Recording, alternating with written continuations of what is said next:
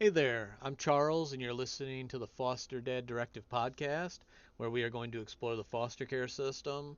In this episode, we'll be talking about the podcast and what I hope to achieve.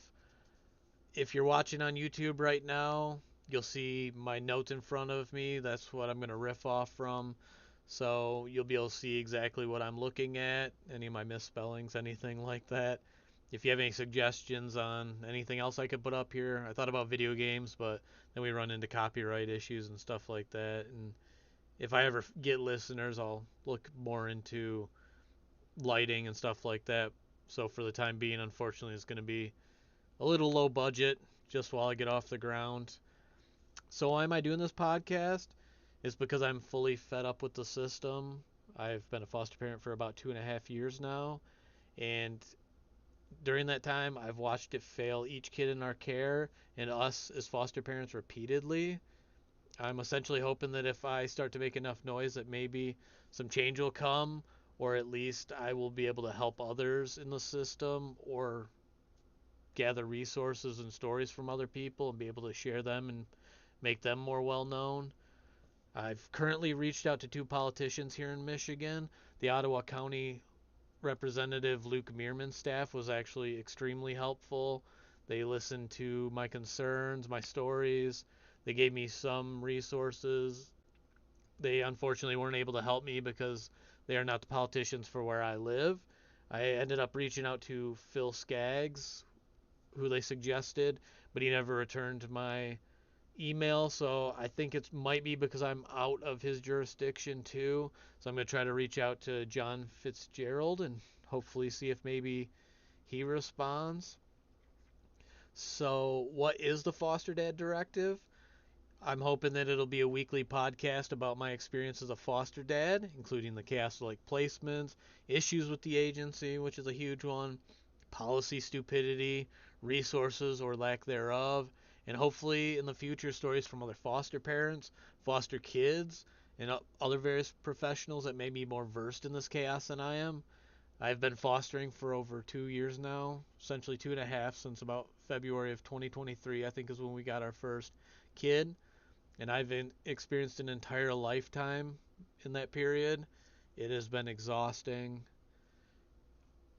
So it has been extremely turbulent and taught me a great deal. I'm hoping to pass some of this knowledge off to other foster parents or maybe even kids to let them know how it comes from our end, the things that they may not see.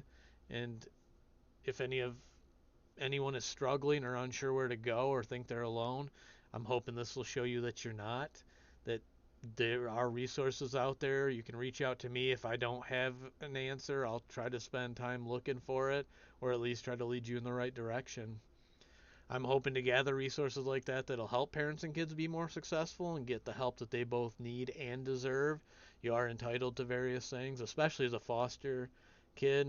You get a great deal of opportunities that you should definitely take full advantage of and ensure you get what is owed to you. What you're not going to get, you won't get any personal information about any of the kids I've had in my care, and I will never purposely talk down or belittle them.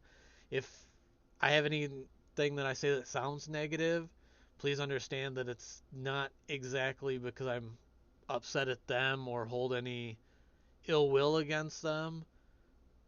It's just things that I have not been able to overcome in therapy or fully understand, and my last few therapists have been absolute garbage, so I'm currently looking for a new one. So make sure you find a good therapist. Don't settle for one that sits on their computer or phone while you're in the meeting, or one that goes out and runs errands like my last one, or one that pushes you to do stuff that you don't aren't comfortable with, especially if you're just starting out in therapy. Political views and views on current events, I won't really share too much. You can and probably do get that 24/7 from family, friends, and social media. You don't need some random guy telling you what you should think about a certain topic. I know what's going on more than likely. You can tell me about it. I might not know what's going on, but you don't want my top politics. We're either going to agree or we're going to disagree and probably never change each other's minds. And I'm pretty middle of the road on most things, anyways. One exception will be current events, especially related to foster care and the CPS. I might do episodes on those. Hopefully, do like Q&As where we could get input on listeners. That would be actually a pretty awesome idea that I just thought of. That'd be super informative. Maybe what you think should be done with the situation, how you think it could be fixed, stuff like that. You won't get any crypto stock or other pushes. I'm not here to make money off from you. If I take on any ads or anything, it's to grow my podcast, to improve the lighting right here, to get better like microphones, stuff like that, get a bigger reach more people, maybe donate to charities or help listeners out if they're in a hard time and need something.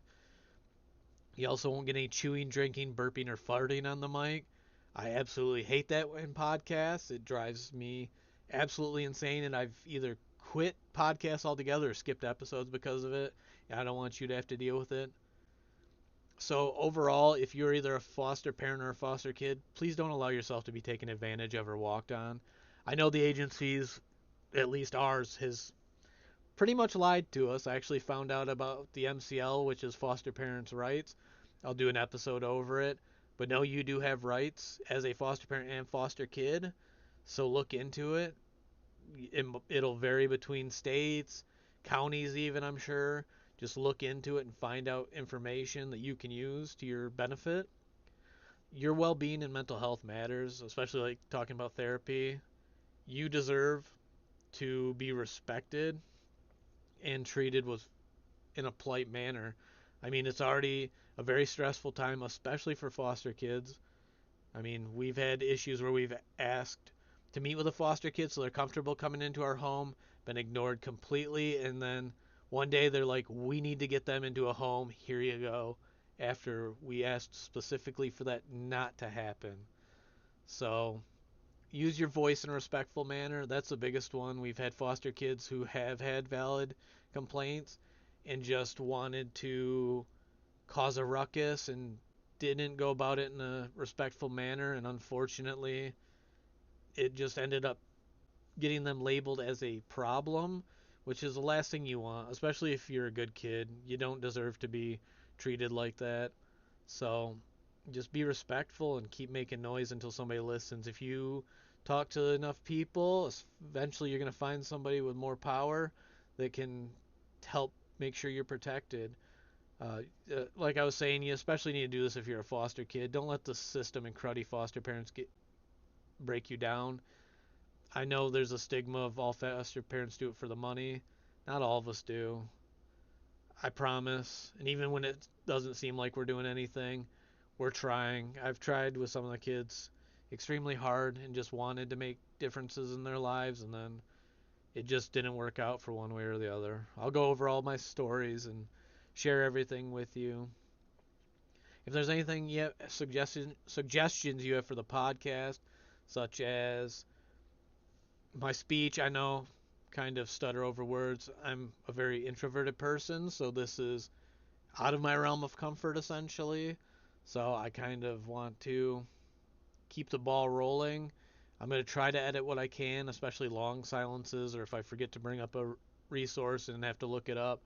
But other than that, I'm going to try to keep it minimal so that you get the absolute most honest reaction from me and everything, and I don't come off as fake.